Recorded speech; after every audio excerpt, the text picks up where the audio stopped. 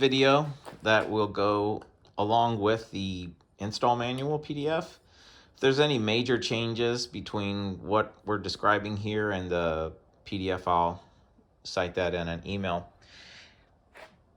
This gray band here is taken from the blueprint, and that is our curved wall at 23 feet-ish. You can see there's a green, red, blue, red, green. This is our 5 panels. And the middle panel is this one here. And just for scale, you can see this is me here. This is how you know, that's what you'll be dealing with. If you notice, this panel barely has to curve to follow that curve. So each of these panels, when we're talking about capturing the curve and trapping them as a concave, these are very minute moves. You could probably install the whole thing flat and it wouldn't look much different. But let's assume that we want to capture just the tiniest amount of curve. Now this panel here has a wire on it. So you're just going to hang this like a normal painting and get it centered, and then have it, you know, have it set up flush. And these here, these are the main locking blocks. That's these larger ones. And what you're going to do is you can just eyeball these after you get it flush or level. You can probably, well, I guess you'd be doing this while it's level.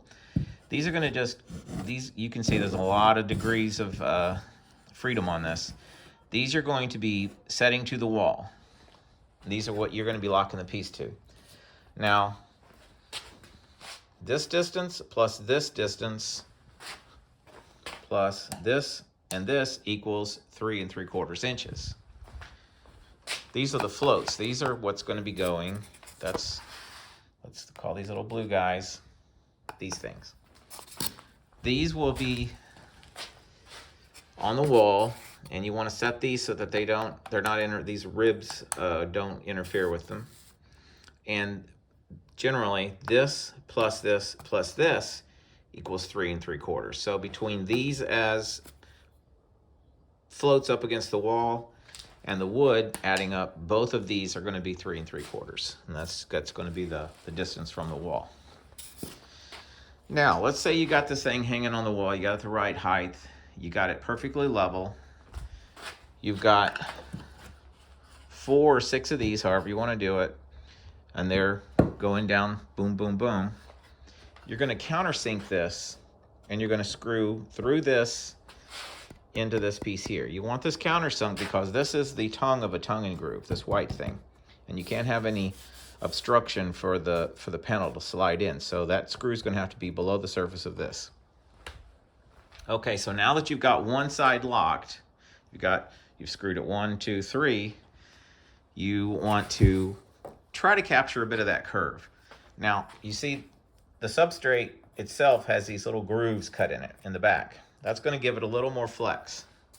So you can have it locked on one side, have a partner press it into the wall, and imagine you're going to have another set of these blocks, 1, 2, 3, and you're going to see the piece probably, when you press on it, come in shorter, maybe 1/4 inch, maybe 3/8, I don't know, not much.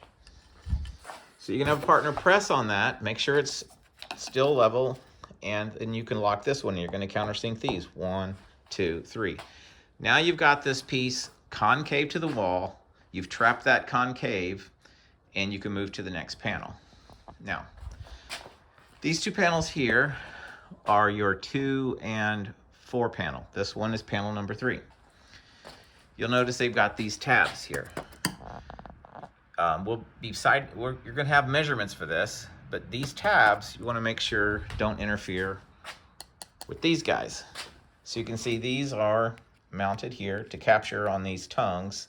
These little white tabs look like this, and you don't want these to be bumping into the locking blocks because they're going to interfere with each other. You want to see like how the locking block can, you know, be in between the tabs. Now, when you get one of these, let's look at a tongue and groove. This is a groove. Your tongue is going to slide inside of this. Of course, this panel's upside down. And this tab creates the tongue. You can see it's got just a little bit of, it's just flanged down just a little bit. It's going to start in nice and easy, and then it's going to get tight. There's not a lot of, there's you know, as you can see, there's no play. This is as thick as the tongue. So it's going to get real tight when you get it up here, and it's going to hold the piece very flush. So what I like to do is get the piece as close as you can. You can get it about 1/4 to 1/2 off. But if you start coming in and you're an inch off, like, you know, one panel is, let's use this as a panel.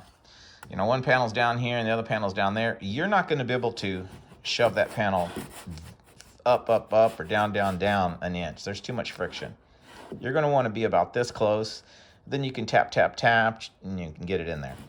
So you're going to start, you're going to come in at a little angle, and you can see I would, you know, as a radius, not even be touching on the other end. And you're just going to kind of start wiggling it there. As you push it in, when the top meets, you'll notice a lot of times the bottom comes out.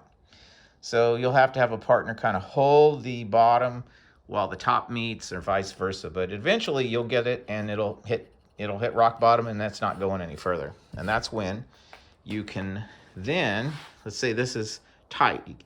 That's as far as it'll go. You're going to have another set of blocks. That'll be going boop, boop, boop up the wall. That's going to be these, okay? And you're going to have that exposed tab. There's a tab on this one here. That's this little yellow guy is that tab. And it's going to lock. So you can have somebody press on that panel 2 or 4, push it into the wall so it kind of bottoms out. And then you can lock it by countersinking it, and you're going to be drilling through the tongue. Now this is the last panel. We got a panel 1 and a panel 5, and they're a little bit different. All these panels are going to be marked like that. These you take off. This is just for shipping. Now your last is the same. You're going to, you know, slip this thing on. You're going to tap, tap, tap, get it nice and clean. But the last set of blocks, you don't have hang out here. Let me grab them. You can just use one of those little blocks, not the big ones. Let's say you get your measurement X, and normally you've been just, these have been just going like that. I mean, just put it anywhere. You got all kinds of room to attack this section here. The last set, you're gonna mount, you're gonna screw to the wall short. So let's say you know, this ends up being 46 inches. Put this, so the outer edge hits about 45. And then this one barely flexes at all. There's just the tiniest amount of flex to match the architecture. And you're gonna mount this so that it barely sets inside of there.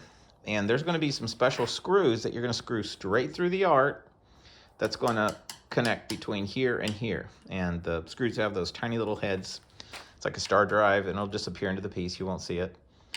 And that's how you're going to lock the last piece. The last, you know, the edge is screwed through the piece so that this and this are attached. But this is set inside. You're not going to have this overhang because you're done. It's going to be set inside like that. So you can get a kind of an idea what these panels are size-wise. This is the big middle panel. These are these little narrow panels. I think these are almost 48 wide each. There's 2 of those. And then you got 2 of these, and those are 60 each. And you end up with this.